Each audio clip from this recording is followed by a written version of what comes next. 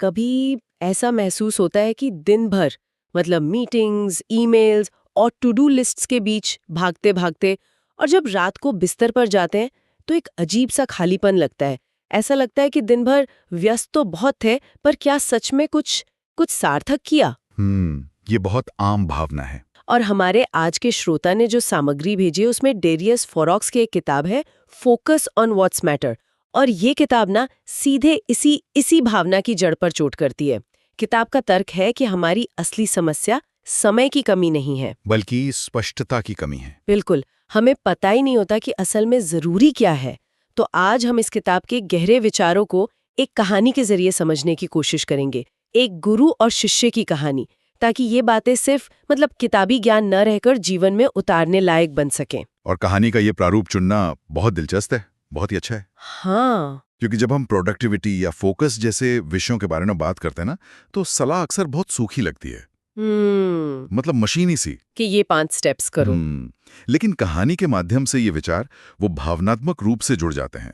हम शिष्य की उलझन में अपनी उलझन देखते हैं और गुरु के समाधान में हमें अपने लिए एक रास्ता नजर आने लगता है। सही बात है, ये सीखने को एक अनुभव बना देता है। बिल्कुल। तो चलिए कहानी के पहले दृश्य में चलते हैं। एक युवा बहुत बेचैन शिष्य है जो अपने गुरु के पास पहुंचता है। उसकी शिकायत वही है जो हम में से कई लोगों की होती है। गुरुजी, मैं दिन भर मेहनत करती हूँ, किताबें पढ़ती हूँ, ध्यान भी लगाती हूँ, लेकिन रात को हमेशा यही लगता है कि मेरा दिन बर्बाद हो गया। मैंने कुछ भी ऐसा नहीं किया जो सच में मायने रखता हो। और यहीं पर गुरु का जवाब कहानी का पूरा रुख तय कर देता है। वो कोई लंबा भाषण नहीं देते हैं, वो बस जमीन से एक छोटा सा पत्थर उठाते हैं और शिष्य से पूछते हैं, ये क्या है? शिष्य थोड़ा हैरान होकर कहता है, ये तो सिर्फ एक पत्थर है। और गुरु मुस्कुराते हैं। हाँ, और कहते हैं, ठीक, यही तुम्हारा मन है। तुम हर चीज को छूते हो पर उसे महसूस नहीं करते। मैं ये महसूस न करना वाली बात, ये मुझे बहुत गहरी लगी। इसका क्या मतलब निकाला जाए? क्या ये है कि हम अपने काम में इमोशनली इन्वॉल्व नहीं हैं? ये उससे भी एक कदम आगे की बात है। महसूस न करने का मतलब है बिना इरादे के, बिना इंटेंशन के काम करना। जैसे हम एक ईमेल का जवाब देते हैं, फिर सोशल मीडिया स्क्रॉल करते हैं, फिर किसी मीटिंग में बैठते हैं। हम सब कुछ कर रहे हैं, लेकिन किसी भी काम के पीछे एक स्पष्ट क्यों नहीं है। हम बस कामों की एक लिस्ट से गुजर रहे हैं। अच्छा। किताब इसी को गतिविधि मतलब एक्टिविटी और उपलब्धि यानी अकम्प्लिशमेंट के बीच का फर्क बताती है। व्यस्त दिखना और सच में कुछ हासिल करना, ये तो बहुत अलग अलग चीजें हैं। बिल्कुल। और शायद इसीलिए गुरु शिष्य की समस्या का जो निदान करते हैं वो बहुत शक्तिशाली है। वो कहते हैं तुम्हारी उलझन आलस नहीं है, बल्कि क्लैरिटी की कमी है। ये सुनकर शिष्य तो चौंक जाता होगा। उसे तो लगता था कि वो आलसी है या काफी मेहनत नहीं कर रहा। नहीं कर रहा। यही तो सबसे बड़ा मानसिक जाल है। हम अपनी दिशाहीनता को आलस का नाम दे देते हैं और फिर खुद को और ज्यादा मेहनत करने के लिए धकेलते हैं, जिससे हम और भी थक जाते हैं। जबकि असली समस्या मेहनत की कमी नहीं, दिशा की कमी है। जब हर चीज जरूरी लगती है तो असल में कुछ भी जरूरी नहीं होता। आज के दौर में जिसे हम फोमो कहते हैं ना, फियर ऑफ मिसिंग आउट, ये उसी मानसिकता का नतीजा है। हर अवसर, हर ईमेल, हर खबर सब जरूरी लगता है और इस चक्कर में हम अपनी सारी ऊर्जा छोटी छोटी चीजों में बिखेर देते हैं। तो अगर समस्या स्पष्टता की कमी है, तो गुरु इसका समाधान क्या बताते हैं? यहीं से कहानी व्यावहारिक सलाह की ओर मुड़ती है। गुरु समझाते हैं कि फोकस का मतलब सब कुछ छोड़ देना नहीं है, बल्कि ये पहचानना है कि ऊर्जा और समय कहाँ लगाने से सबसे ज्यादा फर्क पड़ेगा। बिल्कुल। और इसका पहला कदम गुरु बताते हैं सोच को नियंत्रित करना। वो कहते हैं ज्यादा सोचने से काम की शुरुआत नहीं होती है। और वो एक खाली मिट्टी के बर्तन का उदाहरण देते हैं। अगर उसमें हर तरह का अनाज, पत्थर, पानी सब भर दोगे तो वो किसी काम का नहीं रहेगा। मन भी तो ऐसे ही है। हाँ, मनोवैज्ञानिक तौर पर इसे एनालिसिस पैरालिसिस कहते हैं। जब हमारे पास बहुत ज्यादा विकल्प या विचार होते हैं तो हम फैसला लेने की प्रक्रिया में ही एक तरह से लकवाग्रस्त हो जाते हैं। हम सबसे अच्छे विकल्प के बारे में इतना सोचते हैं कि कोई भी विकल्प नहीं चुन पाते। तो गुरु का संदेश है, चयन करना सीखो। हर विचार को, हर डर को, हर शक को पकड़कर रखने की जरूरत नहीं है। लेकिन ये करना बहुत मुश्किल है, खासकर जब डर शामिल हो। लोग अक्सर सही समय या परफेक्शन का इंतजार करते हैं। इस पर गुरु की सलाह है, डर हमेशा रहेगा, डर को सुनो लेकिन उसे तुम्हें रोकने मत दो। ये सुनने में तो अच्छा लगता है, पर असल में इसका क्या मतलब है? इसका मतलब है डर के साथ अपने रिश्ते को बदलना। हम डर को एक दुश्मन की तरह देखते हैं, एक स्टॉप साइन की तरह।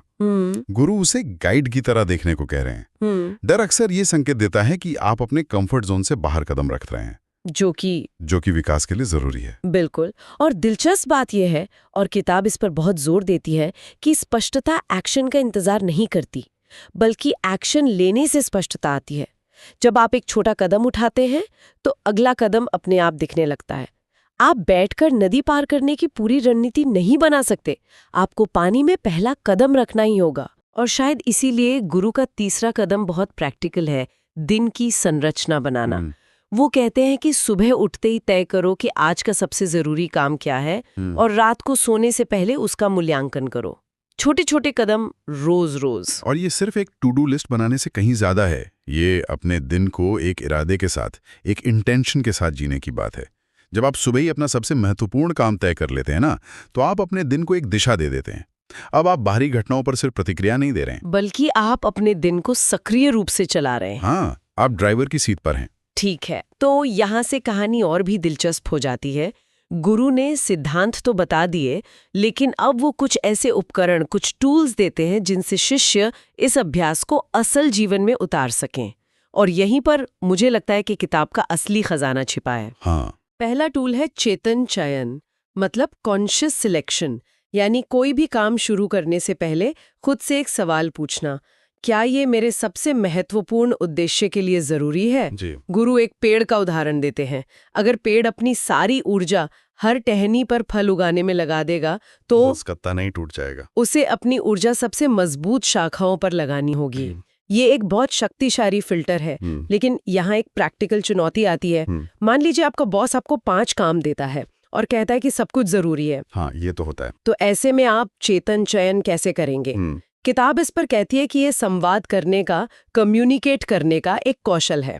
आपको ये पूछना सीखना होगा, मैं समझता हूँ कि ये सभी का महत्वपूर्ण है, लेकिन अगर मुझे आज किसी एक पर ध्यान केंद्रित करना हो तो वो कौन सा होना चाहिए? वाह, ये सवाल न सिर्फ आपकी प्राथमिकता तय करता है, बिल्कुल, बल्कि दूसरों को भी सोचने पर मजबूर करता है। ये तो बहुत काम की बात है। तो मान लीजिए हमने चुन लिया कि क्या करना है, लेकिन मन तो भटकेगा ही। शायद इसीलिए गुरु का अगला उपकरण है अवलोकन, ऑब्जर्वेशन। जब भी मन भटके उसे डांटो मत, उससे लड़ो मत, बस देखो। उसे एक बादल की तरह आते और जाते हुए देखो। ये माइंडफुलनेस का उसका मूल सिद्धांत है। जब हम अपने विचारों को बिना किसी निर्णय के देखना सीख जाते हैं तो हम उन पर अपनी पकड़ ढीली कर देते हैं।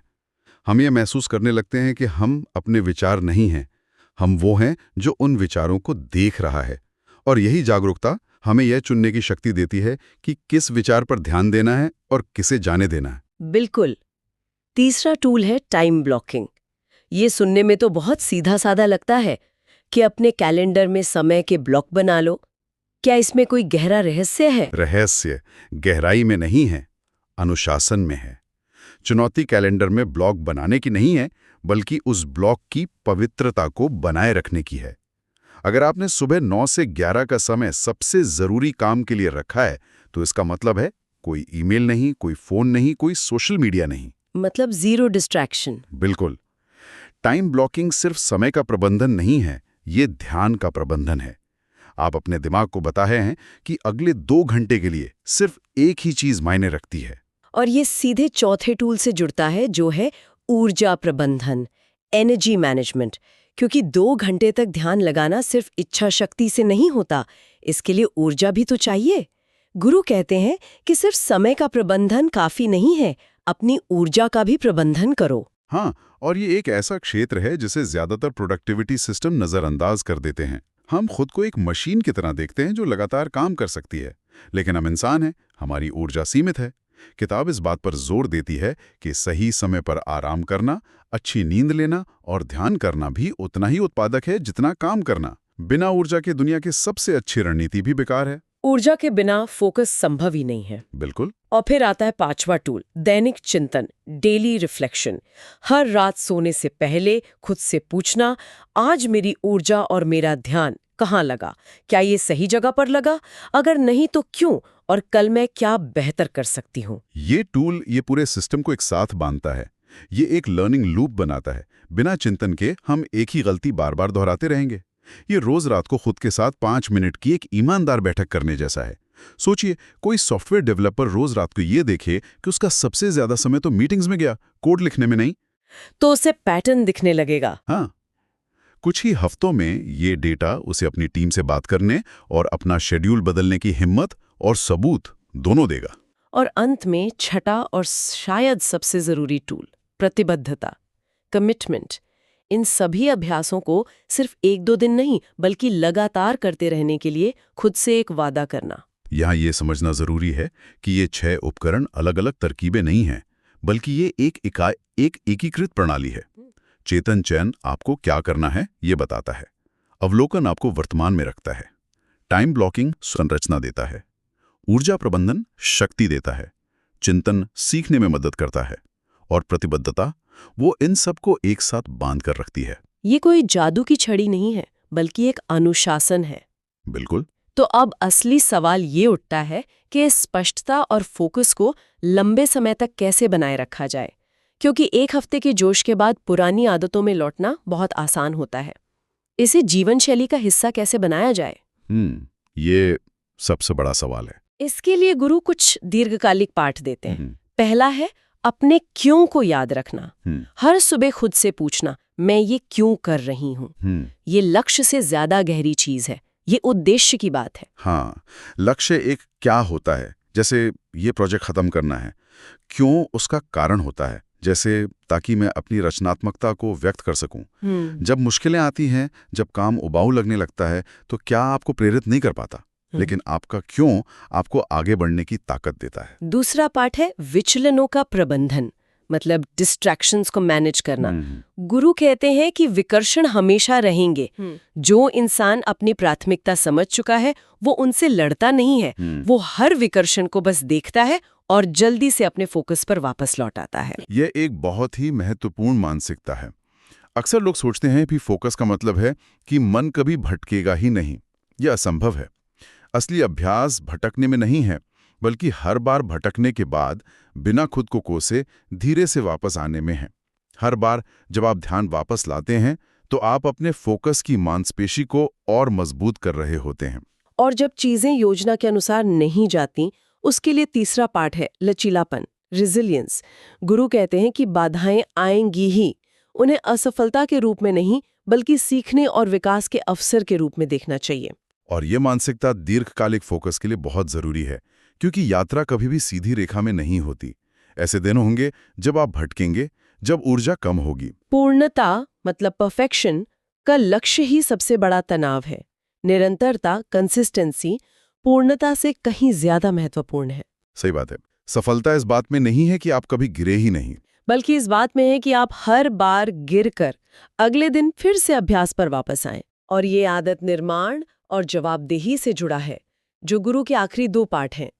छोटे छोटे दैनिक कदम ही बड़े बदलाव लाते हैं, और अपने कामों की स्वयं निगरानी करना यह सुनिश्चित करता है कि आप सही रास्ते पर हैं। बिल्कुल। जब आप इन सभी पाठों को एक साथ देखते हैं तो आप महसूस करते हैं कि फोकस कोई ऐसी चीज नहीं है जो आप करते हैं, बल्कि यह वो है जो आप धीरे धीरे बन जाते हैं। यह आपकी पहचान का हिस्सा बन जाता है, एक कौशल से जीवन शैली में बदल जाता है। तो इस पूरी कहानी और चर्चा का सार यही निकलता है। असली प्रगति ये समझने से शुरू होती है कि वास्तव में क्या मायने रखता है, और फिर उस पर लगातार छोटे छोटे कदम उठाना। जैसा कि गुरु अपने शिष्य से कहानी के अंत में कहते हैं, ज्ञान और जागरूकता तब तक बेकार है जब तक तुम इसे अपने दैनिक जीवन में लागू नहीं करते। तो हमारे श्रोता के लिए जिन्होंने ये सामग्री साझा की, अगर हम मुख्य टेकअवेज को सारांशित करें तो शायद वो ये होंगे।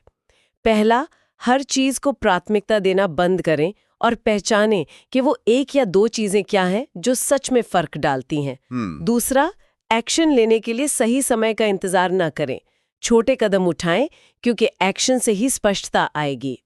और तीसरा, हर दिन कुछ मिनट चिंतन करें कि आपका समय और ऊर्जा कहाँ जा रही है। मैं यहाँ श्रोता के लिए एक अंतिम विचार छोड़ना चाहूंगा। ये किताब बाहरी विकर्षणों जैसे फोन और आंतरिक विकर्षणों जैसे विचार और डर को देखने की बात करती है। लेकिन क्या होगा अगर सबसे बड़ा विकर्षण वो कहानी है जो हम खुद को बताते हैं? वो कहानी कि मैं ध्यान केंद्रित करने में अच्छा नहीं हूं या मेरे पास कभी पर्याप्त समय नहीं होता। ये कहानी खुद एक बहुत शक्तिशाली विकर्षण बन जाती है। उस कहानी को बिना उसमें उलझे या उस पर पूरी तरह विश्वास किए सिर्फ एक कहानी की तरह कैसे देखा जा सकता है?